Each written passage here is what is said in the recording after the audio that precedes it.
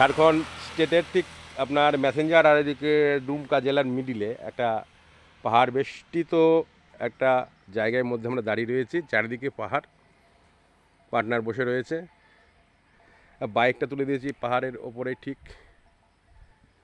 চারিদিকে পাহাড়ে বিভিন্ন বড় বড় ছোট বড় খণ্ড এদিক ওদিক ছড়িয়ে রয়েছে, আপনাদের দেখাচ্ছি সেটা।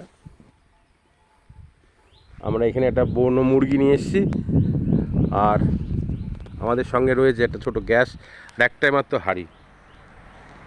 ওই বনো মুরগিটা মশলা দিয়ে মাখিয়ে, মশলা বলতে বাটা মশলা কিছুই নেই,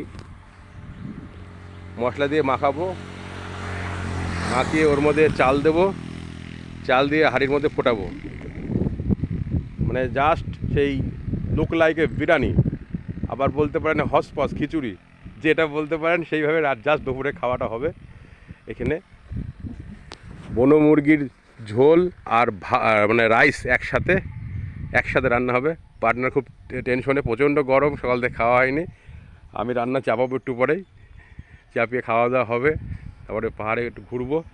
এবং আমাদের নেক্সট ডেস্টিনেশন হচ্ছে আপনার অনুকূল ঠাকুরের আশ্রম। চারিদিকে পাহাড়, শুনশান, কোনো গ্রাম তো খুঁজে পেলাম না। কৃষিকাজের জন্য কিছু চাষিজীবী মানুষ, গরু পশু পালনের যে বিষয়গুলো থাকে সেগুলো কাজকর্ম চলছে। কোনো দোকানপাটও নেই, শুধুই ফাঁকা। তা আমরা পরবর্তী ভিডিওতে আসছি। বনো মুরগির ঝোল আর ভাত যেটা একসঙ্গে চাপাবো, একটাই মাত্র হাঁড়ি রয়েছে। তারপরে পরবর্তী কমেন্ট আপনারা করবেন বা দেখবেন। রাখলাম।